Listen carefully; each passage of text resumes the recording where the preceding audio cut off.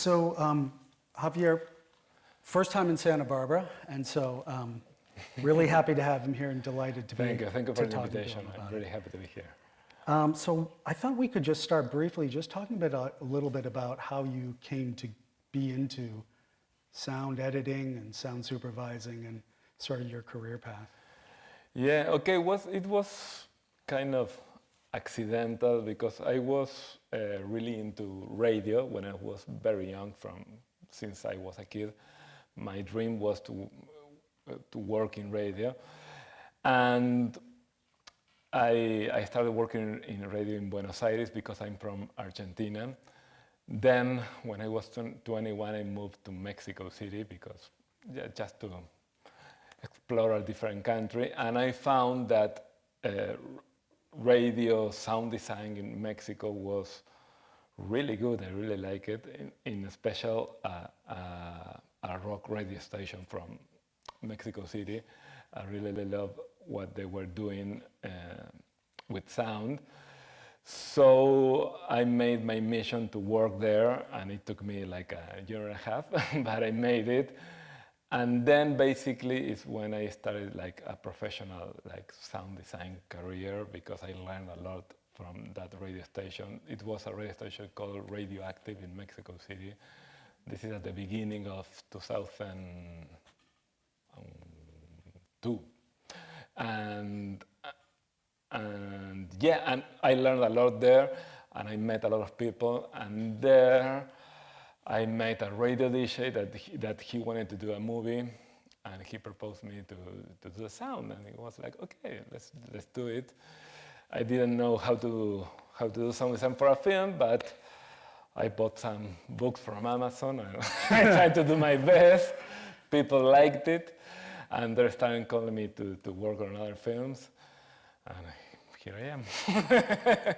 It was very accidental. It was not what I was thinking about doing, but once I did my first film, I was really hooked because,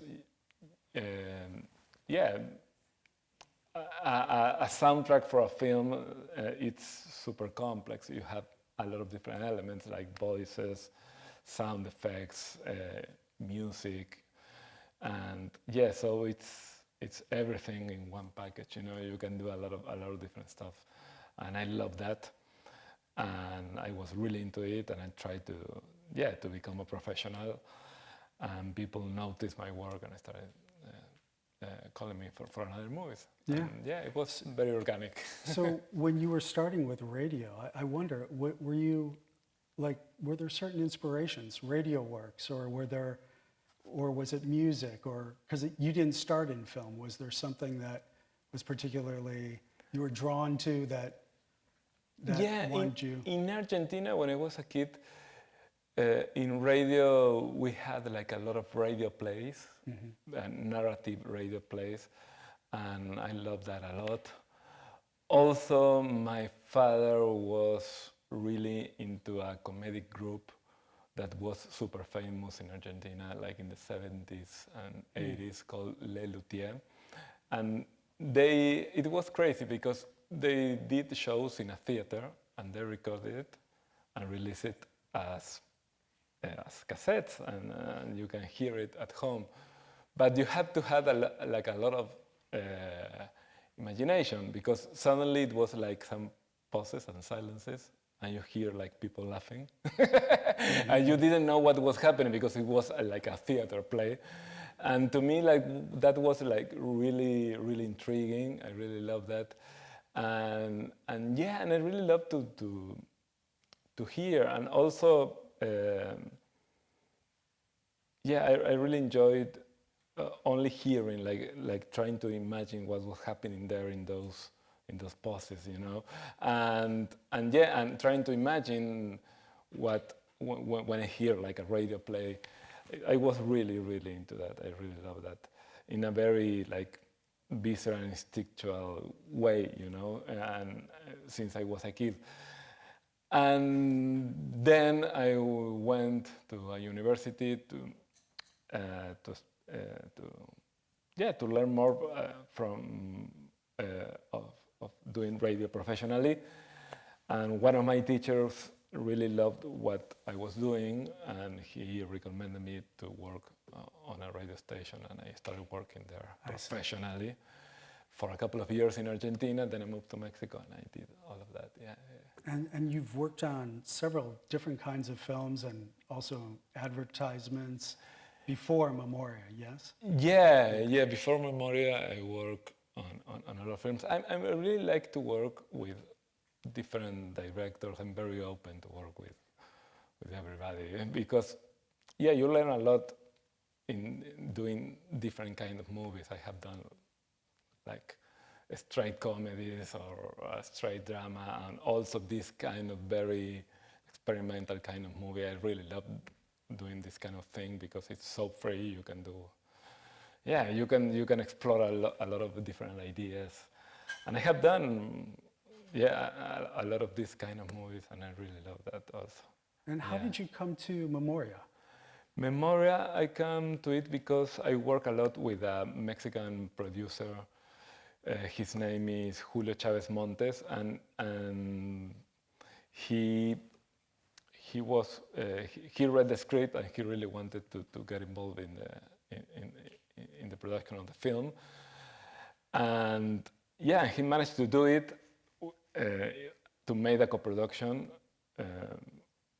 It was a really complex production, a lot of different countries, and one of the countries was Mexico. And he talked to me about doing the sound design. So I did a sound design, and the production sound mixer was also from Mexico. And so we made like a tight team from Mexico to work during the filming, in the production sound, and then in post for the sound editing. So I think it might be helpful to tell us just a little bit about the role. I saw in the credits you were credited as sound supervisor, but we were talking backstage, and you were really sound editor. It might be just helpful for folks to know what that job entails. Basically, in Mexico, with my team, we edited basically all of the movie, the sounds of the movie. I did personally the dialogue editing and the ambience to generate the reality of the film. And we have a Foley team. We recorded a lot of the props that the actors manipulate, and the footstep and everything. So basically, our job was to work on the more realistic elements, trying to generate the reality of the movie, trying to make ambiences that have a lot of layers and a lot of elements. And then the director was working in Thailand with Reed. Reed is his sound designer for a lot of for a long time. So, and I talked to him, and he was like, okay, do basically all of the movie. I'm gonna work with the director in the last 15 minutes. So that's gonna be my work. You do the whole movie, I'm gonna do that.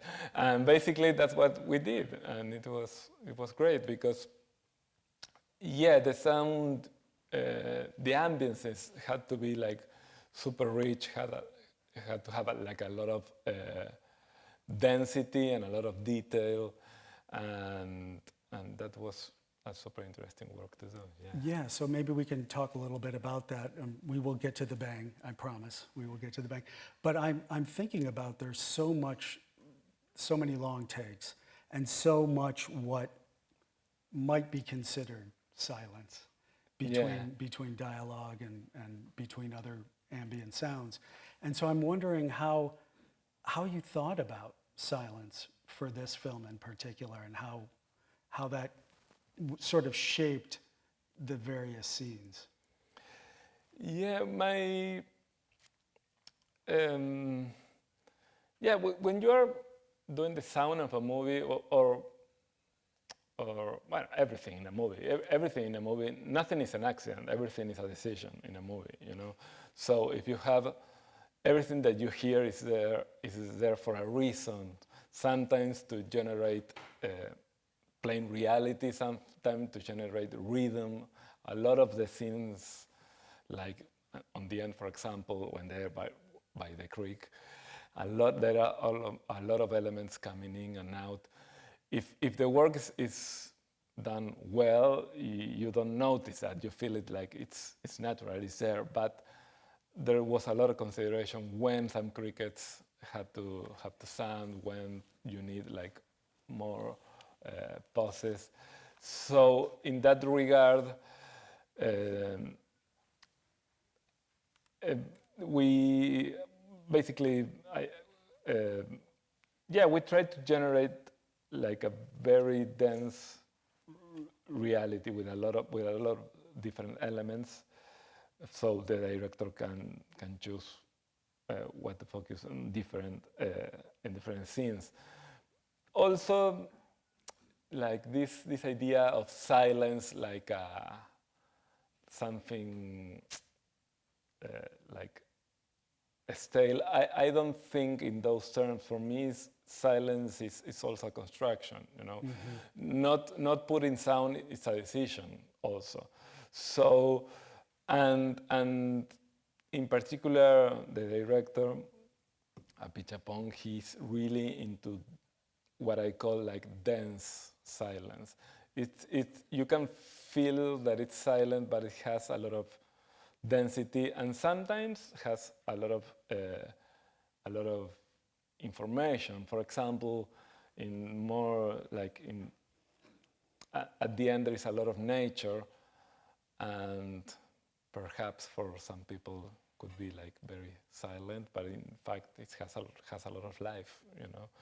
So yeah, it's a way of thinking of silence in a different way, because you have to build that silence. You have to choose when you need a pause, when you need something to break the rhythm, to give more rhythm, and also the contrasts between the shots. He worked a lot on that. You can feel how this like a silent scene, and then you hear like the sound of the rain, for example, of the sound of the city more amplified, and that gives you a lot of rhythm and a lot of rhythm for the movie. So silence is more like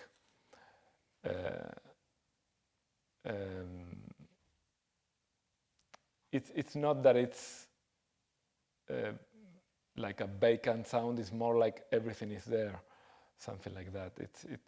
It's more like something that is built. It's its own presence. It's its own presence. Yeah, he really liked that.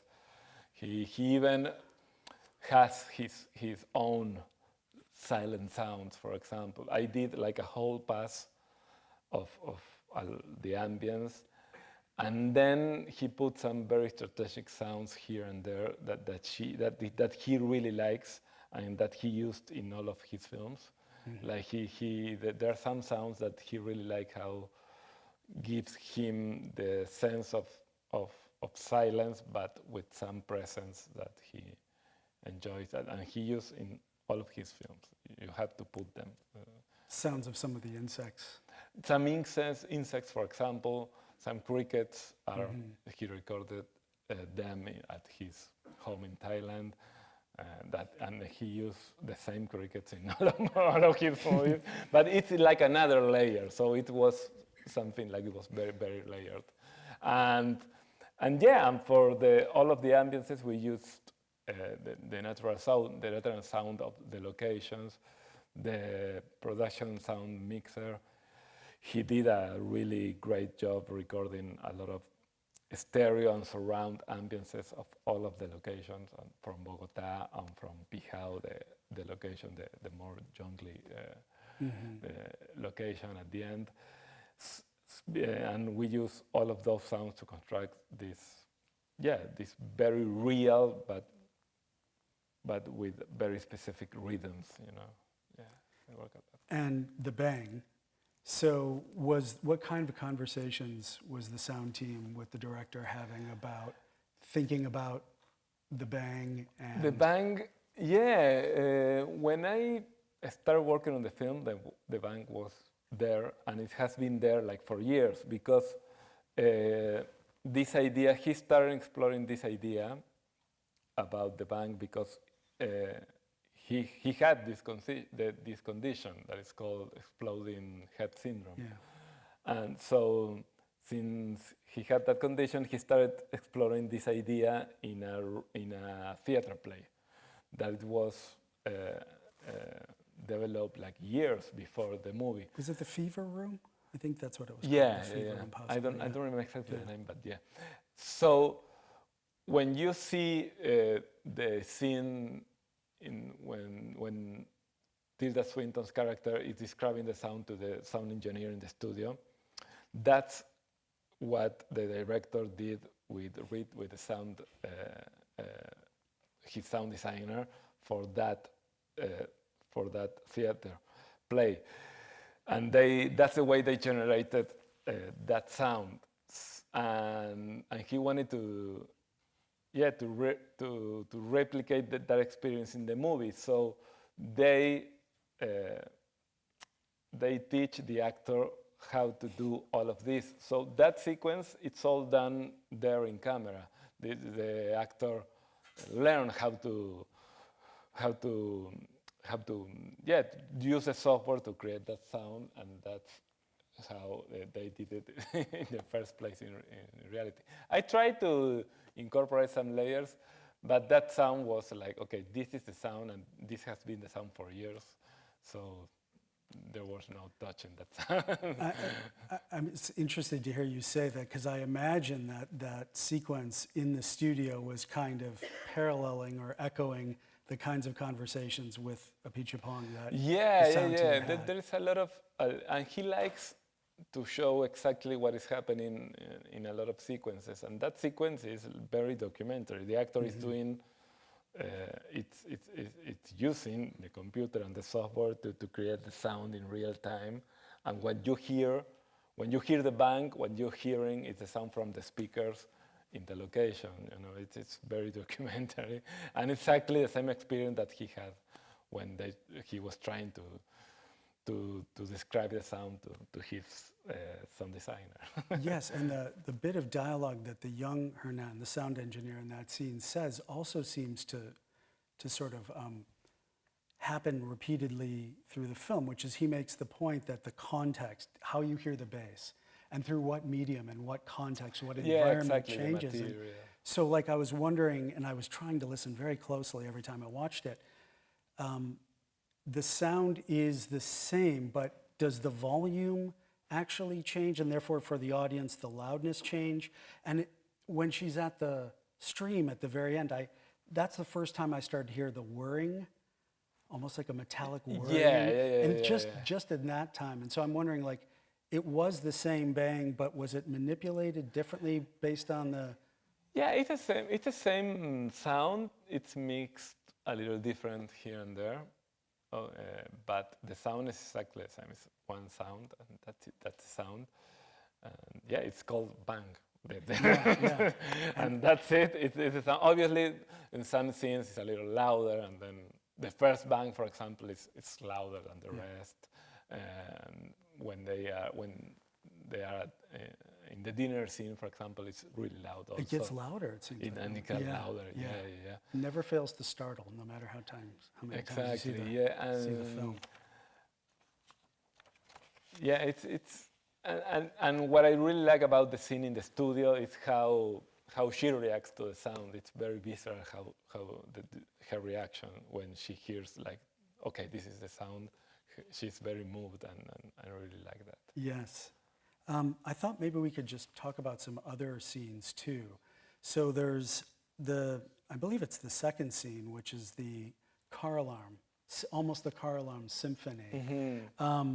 And it's a really interesting scene because it doesn't seem to be precipitated by anything in the narrative. There's no sound that's triggering the alarms. There's no one trying to break into a car.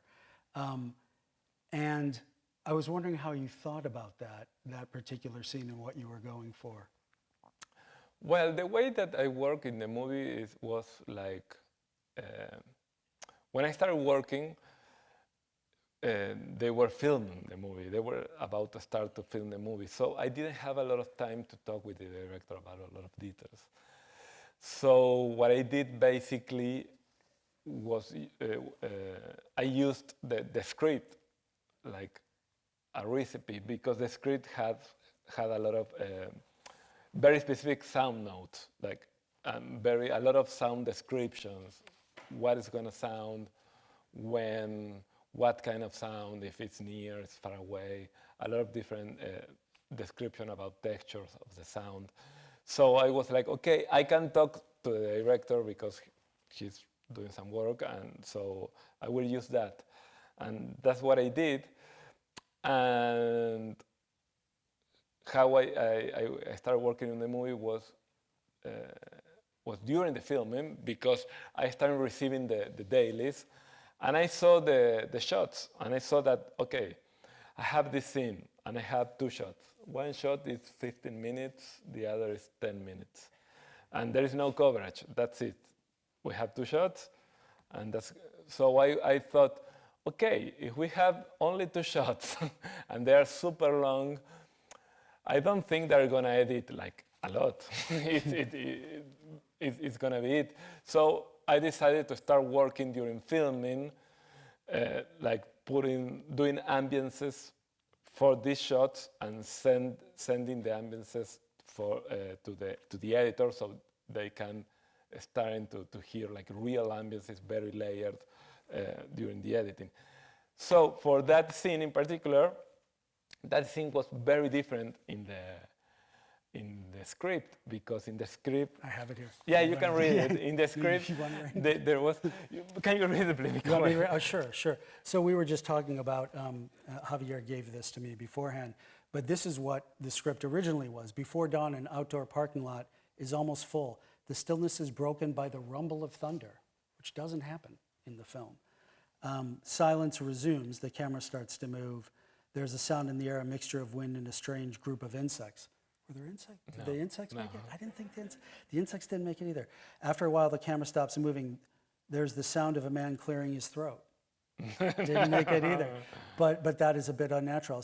A second clap of thunder reverberates through the sky. Suddenly, a car alarm goes off. The horn is honking. The lights are blinking.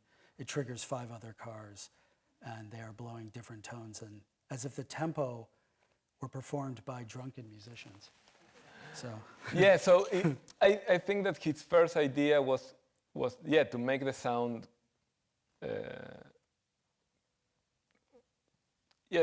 to give like a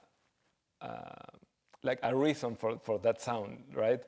But then he doesn't like that, and he started to think more about the ambiguity of if it is real, it's not real, and you can feel that in Jessica's that she's trying to think, am I crazy? This is happening or not? Why is it happening? There is like a supernatural element that he developed during the editing. At the beginning, there was obviously there, but it was kind of different. The idea of the whole movie was more tied to the history of Colombia, to the history of terrorism in Colombia. The bank has had like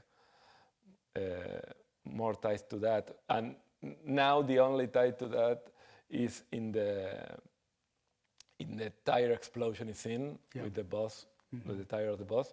That's the moment when you see someone like reacting very violently, and he starts running on the street because he remembers that kind of explosions happening in the 70s and 80s when there was a lot of terrorism in the country.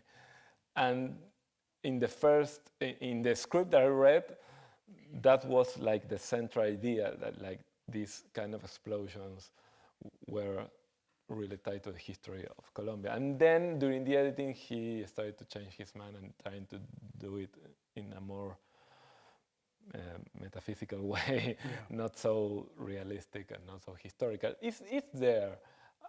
That's what I like about the movie, because it explores a lot of different ideas.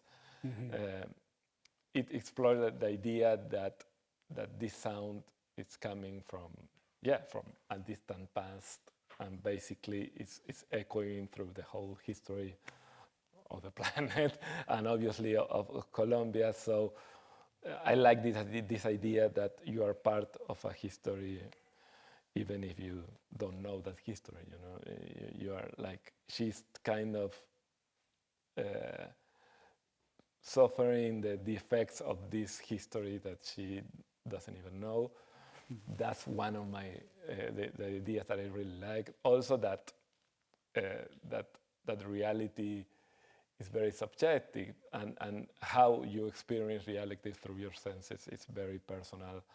And we lived in a common experience, but we are having like different perceptions of that experience all the time.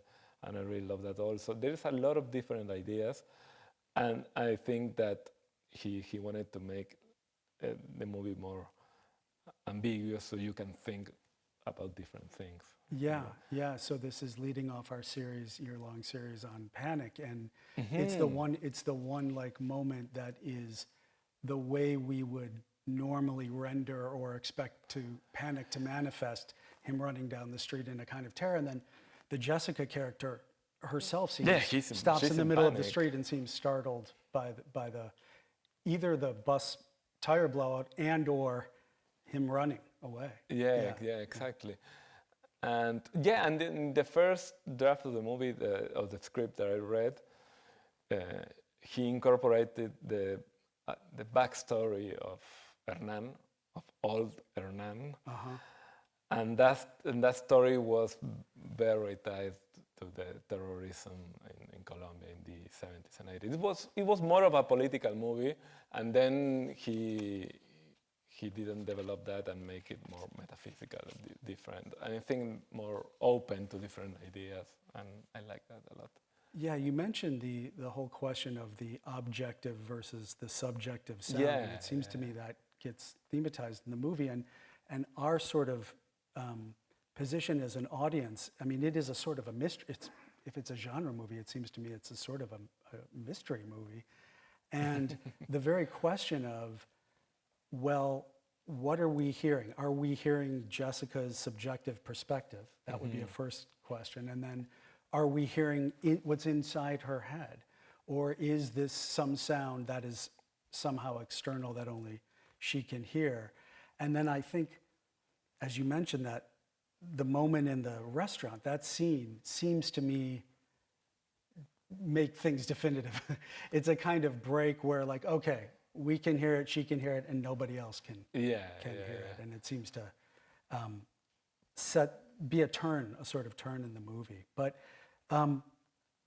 this idea of the inside or outside the head, I was thinking of some other sort of binaries or dichotomies that seem to be working through the film, and that work through a lot of Apichatpong's film, like the city versus the country. And I'm thinking about how you thought about the different soundscapes for those kinds of opposites, the inside her head or outside her head, or even with the jazz musicians, the music versus the ambient sound versus the bang, how you were thinking about trying to draw out, if you were trying to draw out some of the differences or make them starker, or like between Bogota and the countryside. And then I was also thinking about the question of depth seems to figure in the movie a lot too. And I'm thinking about, of course, depth in the earth, but there's also the question of deep time that comes throughout the movie that's being played with. And so let's just take the scene in the tunnel, for instance, which is, I think, one of the most extraordinary in terms of the sound work in the scene in the tunnel. Can you tell us a little bit about that, how you were imagining that?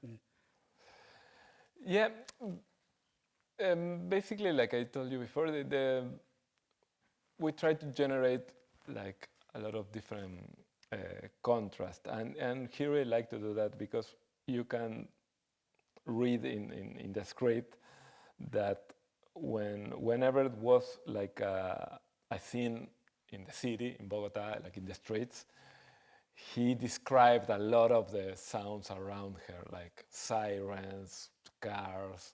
So I was like, okay, he wants a really loud city, and that's what we did basically, to generate a lot of contrast, because there is also this question about how there are some sounds that we don't hear anymore, like the traffic. Traffic is so internalized, and we are so trained to filter the sound of traffic that we don't hear it anymore. So he really wanted to make it like foreground, so whenever it's traffic, it's kind of loud, you can hear it, and yeah, it's not a natural sound, so we tried to push it a lot, and basically, yeah, it was trying to generate a deep contrast between that and the nature sounds. Also, when Hernan says that he really don't want to hear nothing anymore, so that's the sound. It became like, it has details, but it's basically the same sounds, like crickets, the water, the howling monkeys, and that's it. So that was the idea behind that also. And for the tunnel, the idea was to make it sound, to give it a lot of detail, because there is, I don't know, that scene to me,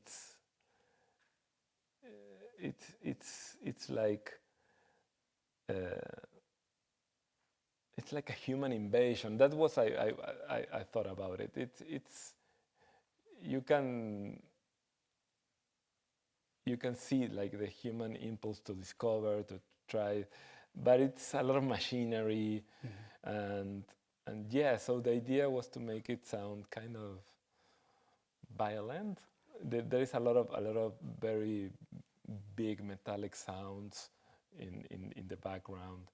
So there's this, like it's a violation of the that was my idea. That's what I thought, because it's this human impulse, to try to discover something, and so I tried to. Yeah, we put a lot of details into the machinery and a lot of very big metallic sounds. And that was what I was thinking about, like this human impulse that can be very violent. Yeah. Another scene I was thinking about is the scene where the young Hernan makes a mixtape. He's made out of, sounds like he's made out of the bang, his own, I don't know, electronic or punk music that she's touched by, and we all want to hear it. Like he refuses to let us hear that, and it reminded me of, kind of seemed to echo when she's showing her sisters the pictures in the hospital. I'm like, he's not going to cut in and show us what they're looking at. So I'm wondering, was that scene with the headphones, was there any discussion of us as an audience being able to hear that, or was that always? No, it was as it is. Yeah, he doesn't like to discuss a lot. He's like, okay, this is it. This is what we're doing. He's teasing us. He's that's teasing the us script. in that scene. Yeah. He's and in the script there are some things that make some scenes more clear. That's very interesting. For example, in that scene in particular, when she's hearing to the mixtape, he describes what she's feeling, that she don't like what she's hearing, or he's describing some details that she can hear. There is some notes for the actor also that are more descriptive of what the character is thinking. But I don't know. I think that he really likes to make everything like very open to interpretation. I think that's his thing. Yes. He really like that, And to me, that's very interesting because, yeah, you can think in. It's a movie that makes you think about a lot of different ideas, and what I think about the movie, it's gonna be completely different from what you think, perhaps, or you can think of a different thing, and that to me is very interesting because you can have like a very rich dialogue about around the movie, you know. Right. I really love that. But yeah, he's like that. It's okay. This is it, and there is no coverage. He didn't film any other shots. The shots that you see in the movie, that's all the material. That's it. So time for one more? Do I have one? So let's see. Well, I guess I'll just ask this one.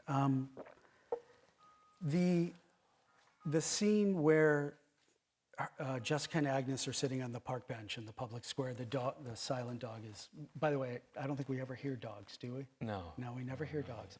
It's interesting. So they're sitting there, they're eating, they're chatting, they're drinking, and she remarks to Agnes, do you hear the sound of the animal bells? And Agnes says, yes. Do we hear the animal bells? Because here again, I'm like, am I going crazy? Because they can both hear it, and now the audience can't hear it, right? Yeah. I think that sort of was playful. Yeah, super playful. The movie is playful on a lot of ways. Well, the end. It's crazy. The first time that I saw the end. Yes. When I was reading the script the first time, it was okay. And then we see a spaceship. Okay. Yes. That's cool. Yes, exactly. That's unexpected. But I really like that. It's because, yeah, he plays a lot with the idea is she hallucinating or not? Right. Also, when in the dinner scene, when his sister says, "Oh, I was waiting for the call of this dentist, this doctor, but he died." And no, it's not that. Right. So he plays a lot with the idea that is she hallucinating or not? Is this real or not? But yeah, but I like that. Yeah, like I told you, I think that he really likes to make everything like very open to different interpretations, and he really liked in all of his movies, right? He really liked to do like strange things seems natural, like I don't know, in his most famous movie like Uncle Boonmee, suddenly the characters are like talking, and suddenly, oh, a ghost is there, and nobody reacts. It's like it's there. Oh, hi. And they start talking to the ghost, and that's it. He really likes to do that to make the extraordinary very natural, very ordinary. I think that he really what I really like about all of his films is this idea that that all of the time we are in the middle of very extraordinary things, but perhaps sometimes we lose touch with that kind of things, and we live in a very material world, and we don't connect with different ideas. And I think that he explores a lot of that in his movies, that this very weird or supernatural things happens in a very natural way.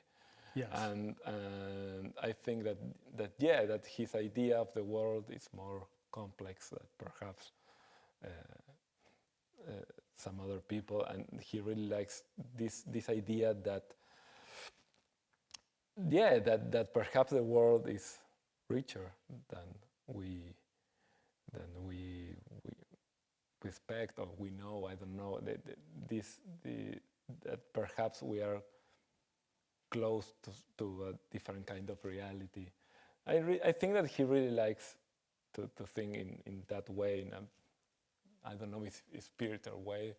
I didn't talk about him about that, but I really like that about all of his films. That you can sense that there is a different reality there. And Co-present. co-present, that perhaps the characters, or we as a society, I don't know, we are like not very present to that kind of thing. I think that he really likes that idea.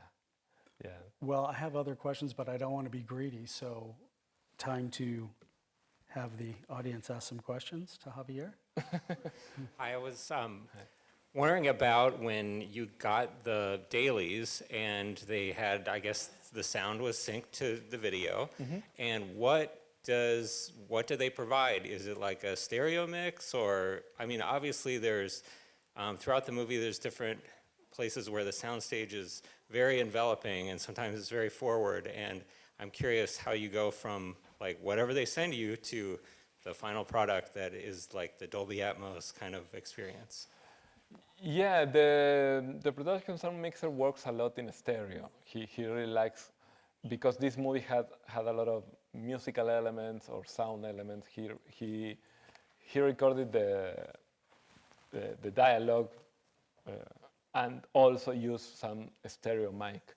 And in some scenes, he even used a surround setup. You know, he knew that the movie was going to mix in Dolby Atmos. So in some sequences, he used a lot of mics all around the location. Even he put some mics very high in some locations.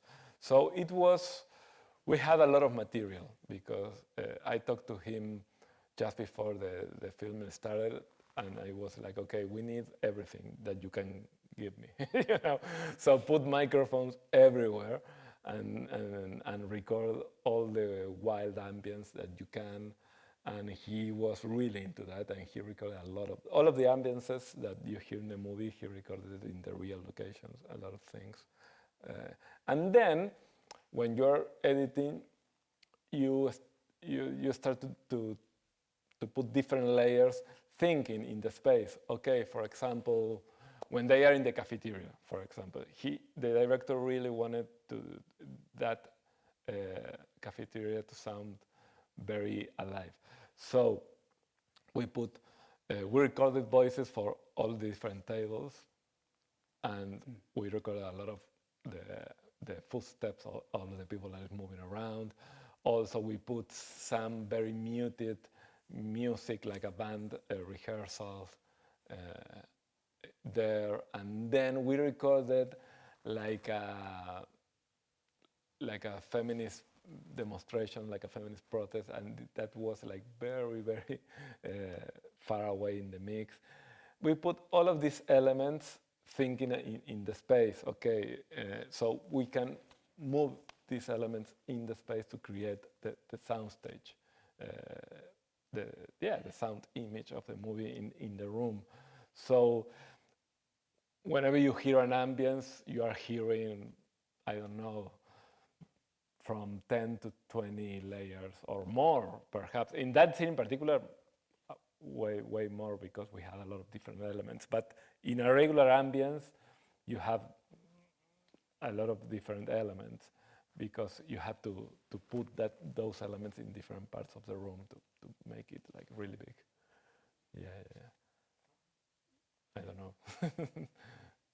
So I have a question. That scene almost at the end where the two of them are sitting inside his house, it's the most incredible sequence where, you know, we begin quietly and then it just builds and builds and builds, and then by the time he touches her and says this bit about, you know, he's a hard drive and she's this antenna, and then the ambience continues to build, and the rain, and you know, and then we hear those voices outside, and so it's like this crescendo of history, of memory, of so many things. But I caught this phrase, and it struck me because it wasn't translated, and it was like somebody telling a story about him, and it says algo sobre un hombre que le toca cuando toca la persona inmediatamente le transmite los pensamientos, something like that.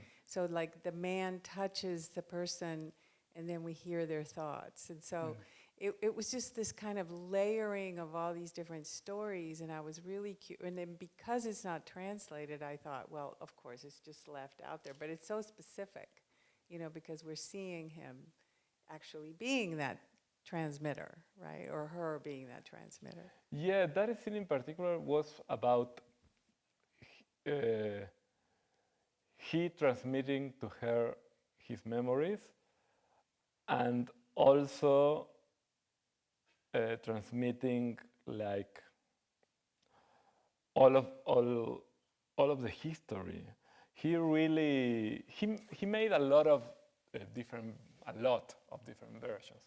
While I was doing the whole movie, like 2 hours of movie, they were making only that 20 minutes by the end, and it was really cool because they were sending me weekly an update. So I was hearing what they were trying to do, what they were changing. Sometimes they asked me for some sounds.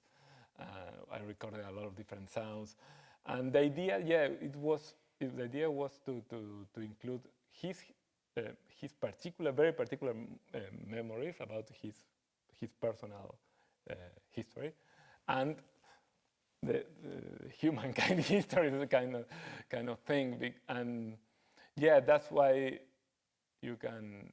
But all is filtered through him, because when he's scaling the fish, he's telling the story of this guy that some guys punch him and they're stealing his food, and then you can hear that in the scene replaying. So everything is filtered by his memory. So yeah, that was the idea, and it was very different. And in the script, you could hear a lot of dialogue between him and his son, for example. He has a son, and you can hear a lot of dialogue between them. It was a lot of trial and error and trying to find something there. And he tried a lot of different things. We recorded a lot of dialogue for that scene, and he was trying different things. We recorded a lot of voices with actors. I even recorded some things because he wanted like Spanish voices in Spanish, so I recorded a lot of things that he never used. He was trying to yeah. But the idea is that she's receiving his personal history and also a lot of different memories through history. Till she hears the spaceship, basically. Yeah, the touch seems important, if I can just quickly add, because what I noticed in this last time was that I had never caught before is when they're in the studio with the young Hernan, she stops him. Yeah. She puts her hand on him. That signals to him that that's the sound, and then that touching comes back at the end of the film too. Yeah, that when she touches his hand, it's really cool, and I really like how they did this transition from the wind to the sound of the sea, and this sound that it's very similar to a radio tuning, but with natural sound. I really love that. That's really cool. That's very great. They did that, like, I worked in the movie like for 4 months doing the whole movie, and they were working on that scene all along, yeah. We're finished? Okay. Well, thank you, everybody, for coming. And if we could please thank Javier one more time. Thanks. Thank you.